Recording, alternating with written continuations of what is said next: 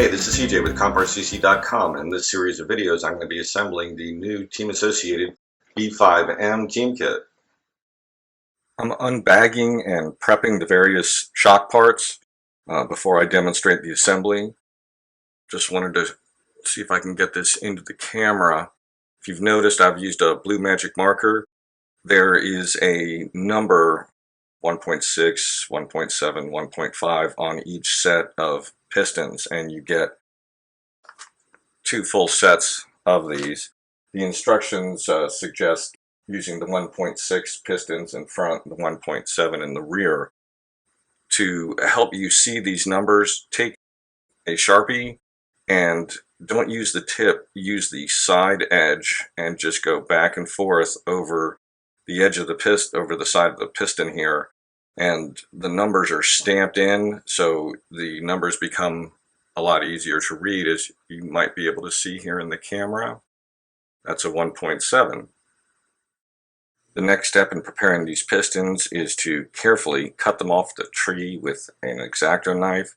Cut from the side here, trimming them off, and then use an X-Acto knife to trim away the extra plastic. And you don't want a flat spot the piston. At the same time, you don't want any flash sticking out to the side. You want to make this as perfectly round as you can. I do recommend upgrading. I did on my previous Buggy for its 12mm shocks. Team Associated makes pistons that are CNC machined. From the side, they're thinner at the outer edge. They're dished, so they're thick enough in the center to make them stable on the shock shaft, but it reduces the amount of plastic that touches the sidewalls of the shock. That reduces stiction. It is also, because they are a machined piece of plastic instead of a molded piece of plastic, there's a much higher level of consistency and circular precision, so that you're going to get a more reliable shock action. A few more tips and recommendations. I cut out all of the pistons, both trees, trimmed each of them up well, marked them up with the marker, have them separated by size. When I start assembling the shocks, I'm going to start with, a piston, but I'm going to test fit it and run it up and down and make sure there's no binding, that it's seam centered. If it doesn't seem to work well, if there's any problem, I'll pull it out, I'll re-inspect it. If I still think it's a problem, I'll pull it off and I'll swap to another one and probably just toss it aside. You get 1, 2, 3, 4, 5, 6, 7, 8 pistons in each size. Now you only need 2 for the front or for the rear, so you've got enough to throw away half of your pistons for a particular size and still have enough for 4 corners. Another thing is that the car comes with 2 different color, which means different weight springs, green in the rear and white for the front. Since I'm going to be racing indoors, I'm going to be on carpet, I don't need as much spring necessarily, or I don't need it to be as soft. I want a stiffer car, so it is going to track a little better on the tighter corners that are on an indoor carpet track. So I'm going to be changing these springs to the white rear, which I have from previous usage, and a set of gray fronts, which I've got on order and will have in a couple of days.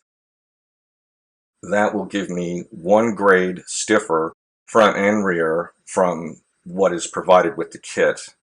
Now, as I mentioned a minute ago, they recommend the 1.6 piston for the front and the 1.7 for the rear.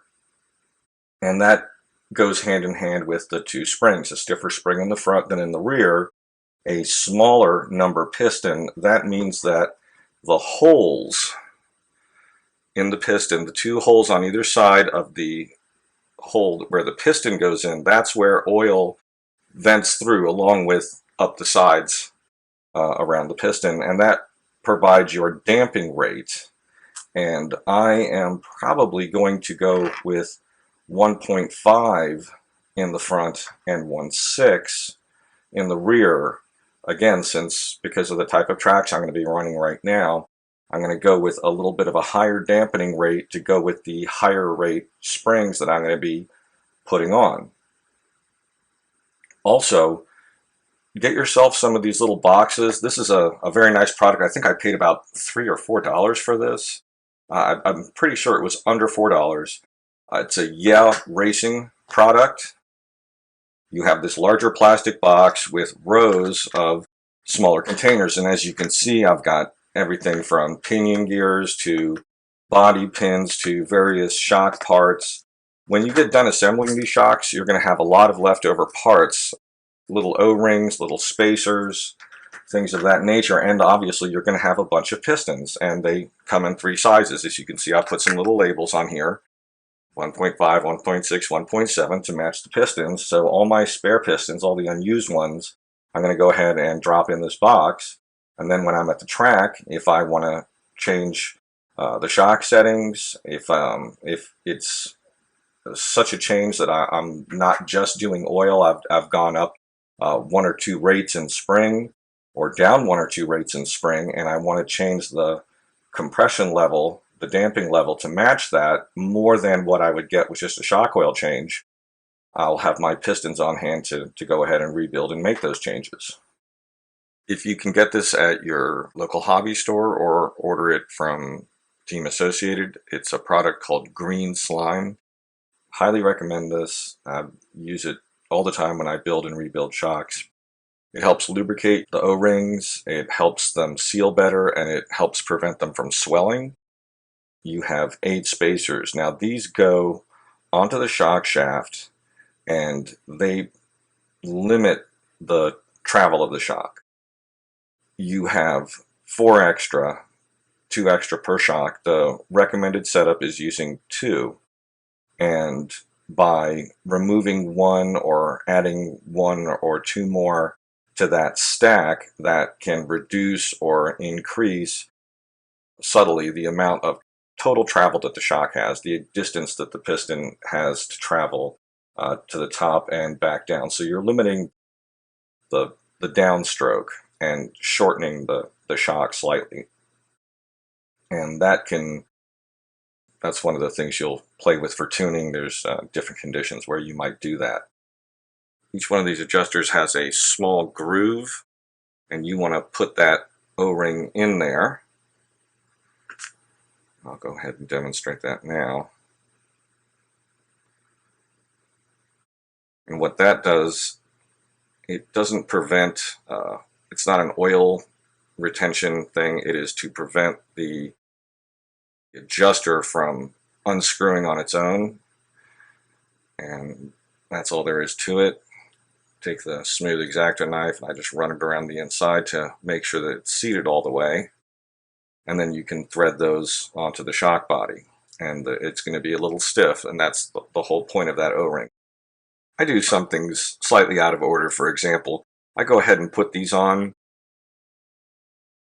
It just makes it a little easier to pull it back out when I set it up here, when I'm letting them, all the bubbles come out. You'll understand as I go through. Went ahead and put on the O-rings. There's a large O-ring here and a small ring that goes down here just at the base of the threads. Here's that larger O-ring. This helps seal the shock cap. And likewise this one helps seal that little cap there. And those just slide right on. Now when I screw these ride height stops on, I take a little bit of shock fluid on my finger, just a little drop, and I run it around the threads of the shock body, and that just helps it thread on a little easier. You're going to be getting lots of shock oil on this during the bleed process anyway, so but it does help these go on a little bit more smoothly. It helps that O-ring last a little longer. Needle nose pliers is helpful when you're putting the E-clips on. You want to make sure that E-clip is completely on, that the inner point is seated into the groove. It should rotate smoothly. If it doesn't, you haven't clipped it on all the way. You don't want these things coming off. If it comes off while the car is running, that is going to jam up into the piston. This could run up and down inside the shock body, scratching and scoring up the inside of the shock body. These things are pretty expensive if you have to replace one, so making sure those E-clips in there is important. So I'm building the rear, I'm putting the 1.6 for the rear. Always put these with the markings up. That way when you are tuning your shocks, you should be writing this stuff down on a setup sheet. And there's a blank setup sheet provided. I highly recommend that you take that blank setup sheet, leave it blank. Either use a scanner, a copier that you own, or go up to a print shop and have them make you multiple copies, preferably laser printed. Every time you make a change to your suspension, write that down and then make notes about how it performs and what those changes did. That will help you not only develop the best setup for the moment that you're working, but it will help you develop good setups that you can use at different tracks. It will help you understand what those changes do, how they affect the handling of your car. That will serve you very well in the long run. So there is one piston.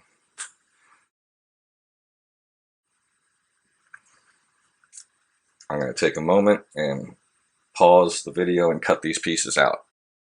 Okay, now it's time for these little pieces here.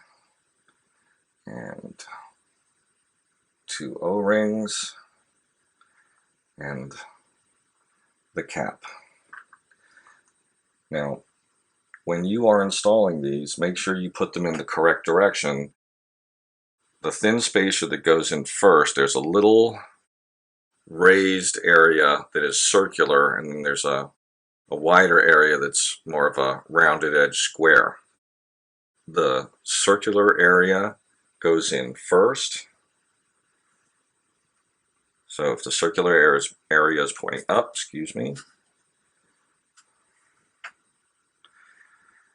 if the circle area is pointing up, that's going to go in like so. Then you're going to put in an O-ring, coat that O-ring in green slime. Then the thicker square one goes in, followed by the last of these with the round part facing down. So the flat square sides of these goes against the O-ring. An easy way to assemble these, start by placing one of these with the round edge first. So this is going to be the bottom of the shock.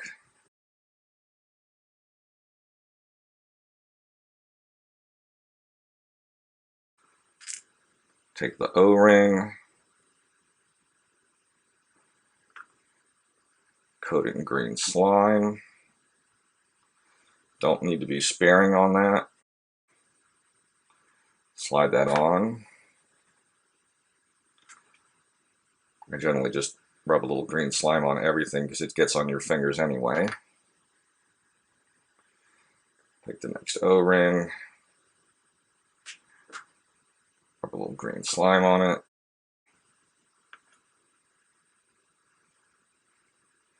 Slide that on.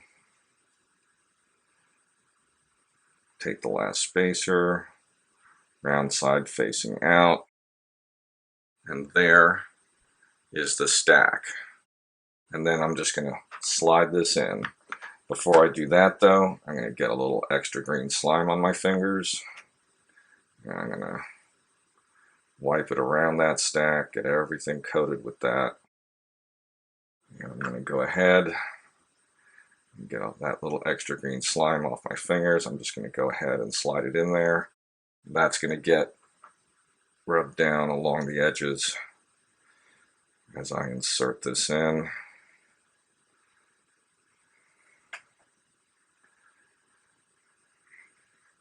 And there is my little stack. I'm just going to hold that with my finger as I pull the driver out. Now I can screw the cap on. You don't want to screw this cap on tight right now. You just want to let it touch down on the stack. I'm not going to compress that O-ring yet, because that can press the O-rings and they will flatten out a little bit on the edges and it'll make the hole in them a little tighter. I want to get my piston in first because I want the O-rings to be as loose as they can be. I don't want to score them up.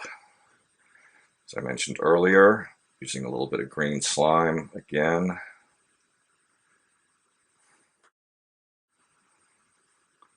And coat these threads with the green slime so as not to cause any damage, and take a little bit more.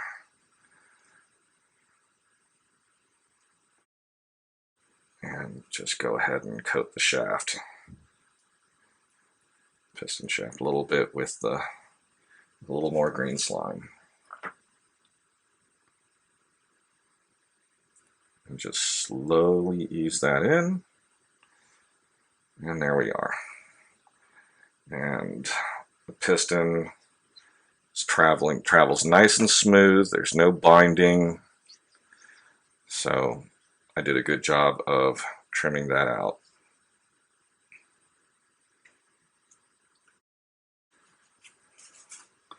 Now I can tighten this down.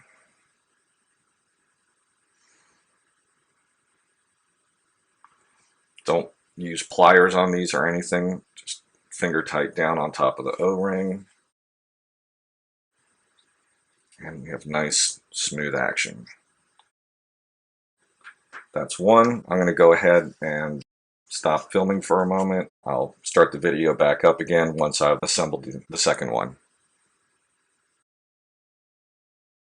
Now I need to put the little shock eyelets, screw those onto the bottom of the shock shafts. I highly recommend getting a pair of shock pliers. As you can see, there's little rounded depressions in there that match up. That allows you to grab the shock shaft and hold it tight while you screw this on. That is not going to flat spot or score the surface of the shaft. You do not want to damage that shaft. If you don't have one of these, I don't necessarily recommend this, but this is the alternate method for doing it. If you have a pair of diagonal cutters or wire cutters, you can grab just below the shock shaft, top of the threads. You don't want to damage the threads, but you don't damage the shock shaft, and you can screw that on. I would recommend getting yourself a set of these pliers. Chances are that this is not your only kit. It won't be your last. So you will use these again.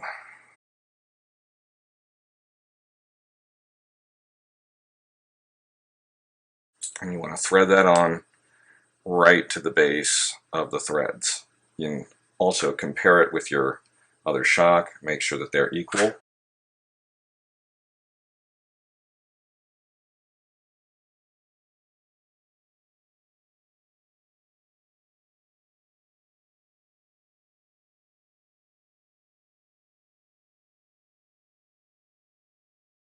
Since I changed piston sizes, and that is a pretty big change, I'm going to use a different weight of shock fluid. The kit comes with 32.5. I'm going to use 30. This is just an initial setting. I'm going to be rebuilding these shocks multiple times, no doubt.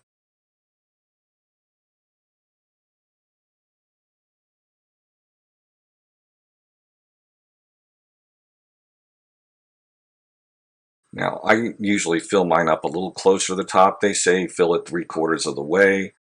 You're going to spill a lot of shock fluid anyway during this process. At this step, the goal is to get any bubbles, any air out from under the piston. So slowly raise it, lower it again. I tend to lower them a little faster to try to flush any air out of there. And then if you look deep inside the fluid, you can see that there are some bubbles that have come up, and they take a little while. The fluid's very thick. That's where a shock stand comes in handy, and I just set them in there and let them sit for a while till all those bubbles have come up to the surface.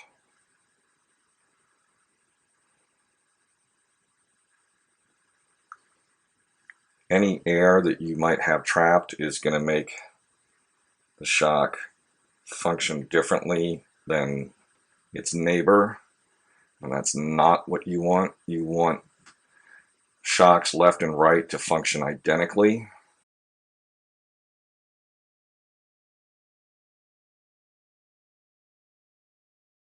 There are the two rear shocks. I'm going to let those sit for a while.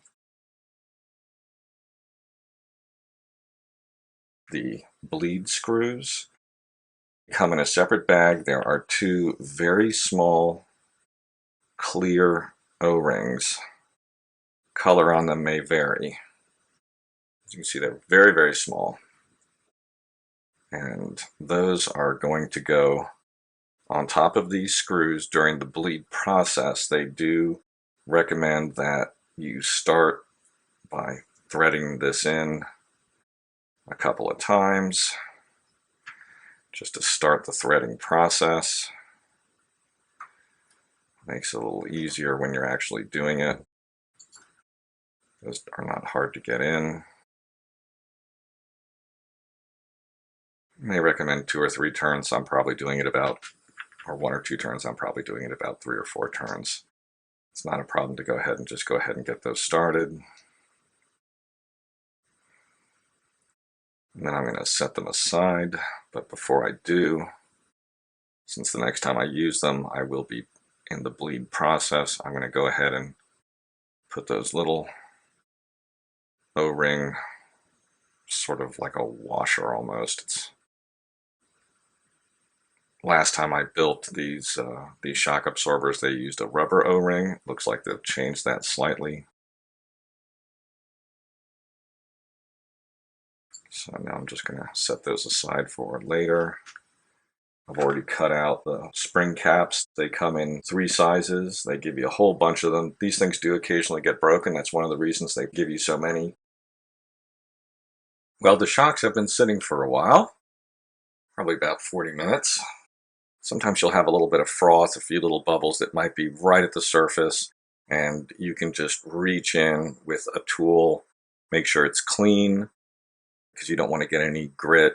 This whole process should be done in as clean area as you can do it. After you trim things, clean again. Try to use lint-free towels to wipe your hands. You can use paper towels if you have to, but they have a lot of fiber. Any foreign matter that gets in here can adversely affect the shock absorber's performance. That includes especially when you're assembling the stack with the O-rings down here that I showed earlier with the green slime. You don't want to get any foreign matter in there. There is a little bubble near the surface. I'm going to go ahead and lean out of the camera view for a second. And there we go.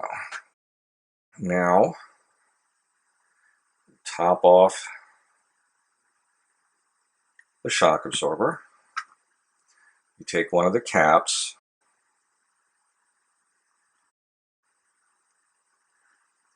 I kind of go overboard on the shock fluid. I'll put a little extra in there, smooth it around. And I take a paper towel, fold it a few times, and then I just wrap it around the top of the shock absorber here, because you're going to get some spill out. And this is a messy process.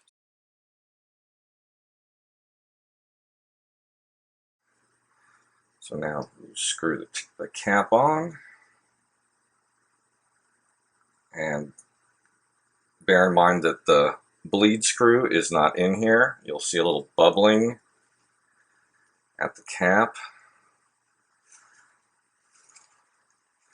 And when I get almost done, tilt the shock at an angle so that this hole is the highest point. And you can see it's starting to ooze as I'm tightening it the rest of the way. Just dab at that. There's plenty of time to clean up afterwards. Okay, make sure the cap is nice and tight.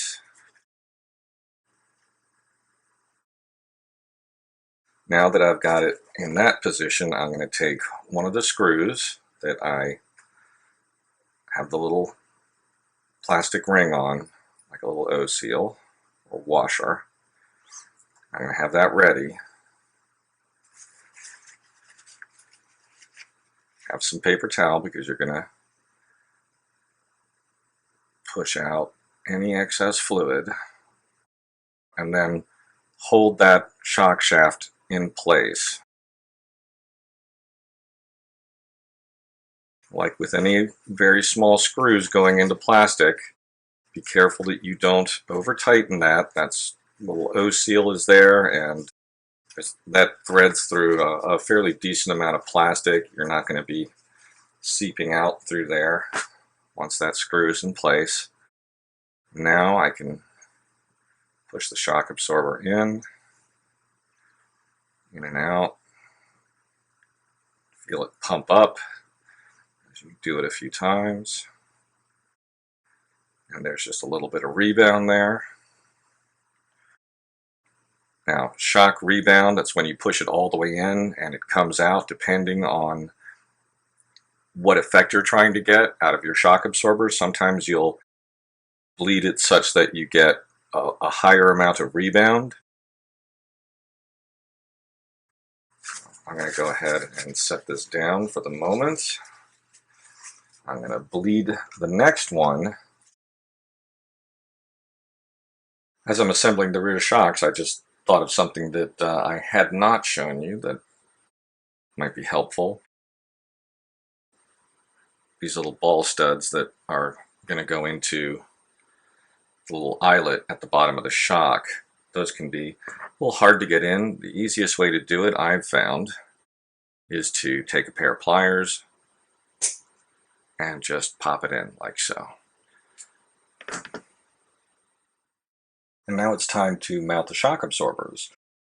This hardware that actually mounts the shock absorbers comes all in one bag together. The two long screws are for the front because the front shock absorber mounts go down into the front A-arm in there, and so that screw has to be longer to pass through, whereas the rear ones just screw in right back there. So I'm going to start with the rear and take those little bushings